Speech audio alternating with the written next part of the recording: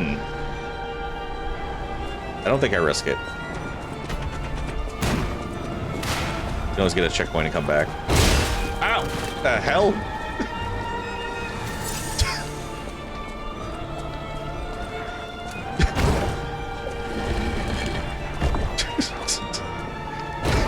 I was not expecting that at all.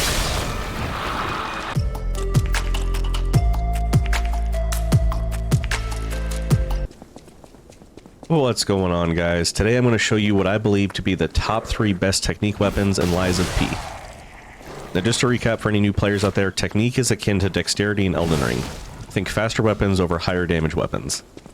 Any of these 3 weapons can carry you to the end game, but I wanted to give some options depending on where you are in the story.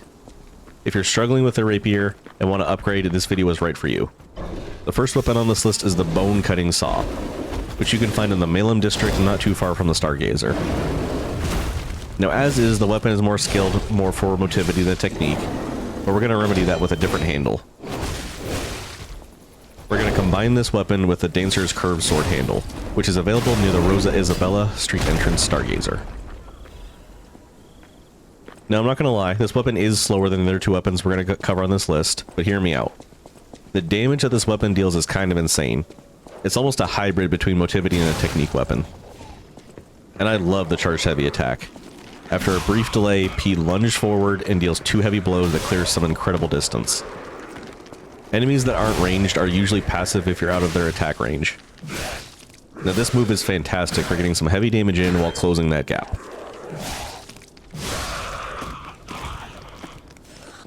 The second weapon on this list is incredibly fast.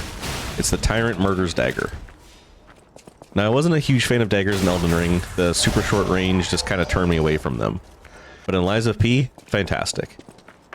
Against most enemies, you can get all 4 quick attacks in from a single combo before they can even wind up their counter attack, which is great for parrying and blocking opportunities.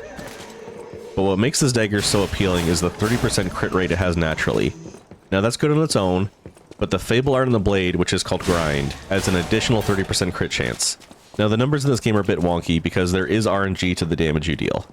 So I'm currently unsure if the damage is additive, which means it would be a 60% crit chance, or multiplied, which would be around a 39% chance. Either way, more crit means higher numbers. And there is a grindstone that also increases crit chance further if you want to go all in. Maybe add the crit amulet too and go for an all-out crit build. Now, I am keeping the handle the same on this one. I did try extending the range with a longer handle, but it didn't make the weapon feel any better. It's ready to go as is. You can buy this weapon at Hotel Crot once you've turned in your first VENIGNI collection box. There's 3 in the game, and the first one you can find is in Chapter 6 at the Opera House. This one's called the Incredible VENIGNI Collection. Also, I will include a link to the wiki description if you want detailed instructions on how to find any of the things I mentioned in this video.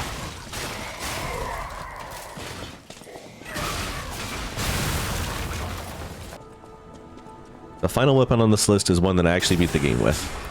And not to discourage anyone, but this weapon actually does have a skill gap, which I'll get into in a minute. Now, this weapon is called the Two-Dragon Sword, which you can obtain after beating the Zone 8 boss. So pretty late in the game, sure, but it's worth it. So first of all, you can attack while sidestepping, which means the enemies will have a harder time attacking you because you're constantly moving. The light and heavy attacks are pretty quick, right in the middle speed-wise between the dagger and the greatsword. And one of my favorite things about this weapon is the handle Fable, which shoots out a wave of energy like the Moonveil in Elden Ring.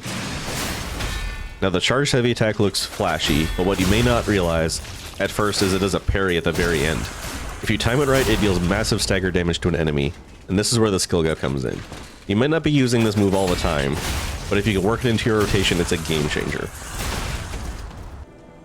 Now, I do want to highlight one amulet in particular, the Arm of God amulet.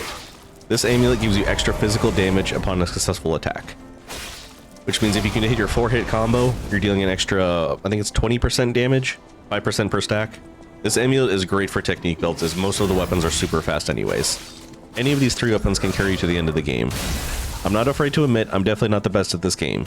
The Puppet King alone took me like 15 tries before I finally got him.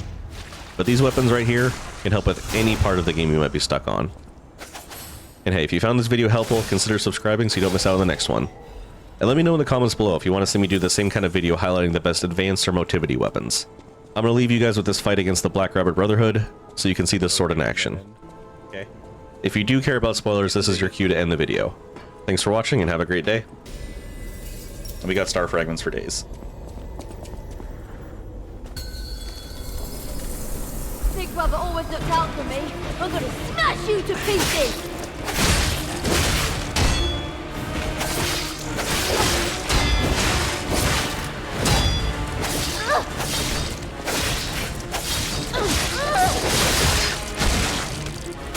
He's like turning his back to me. I mean, I'll take it, right?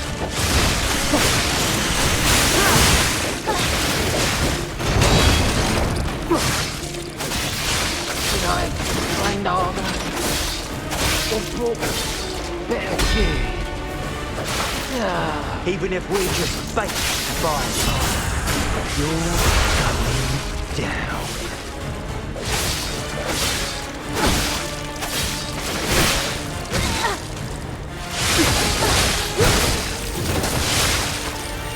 One of them. When we couldn't Yep. save our brother.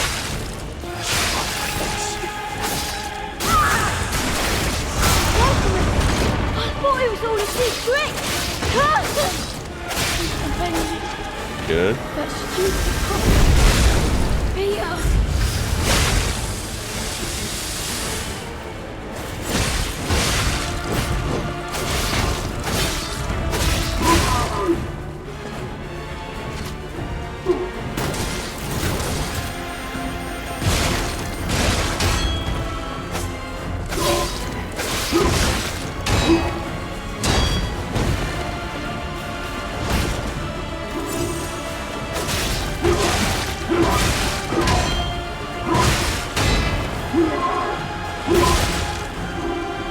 Got some range on that thing despite it being broken.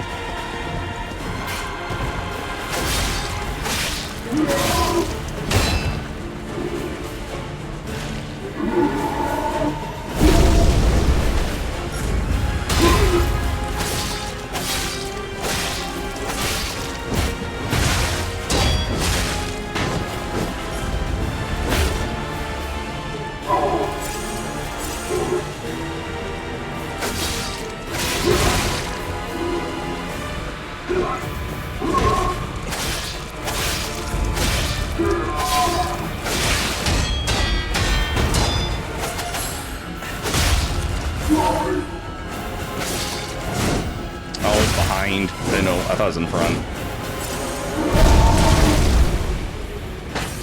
Oh, here we go. Here we go. Here we go. Here we go. Here we go.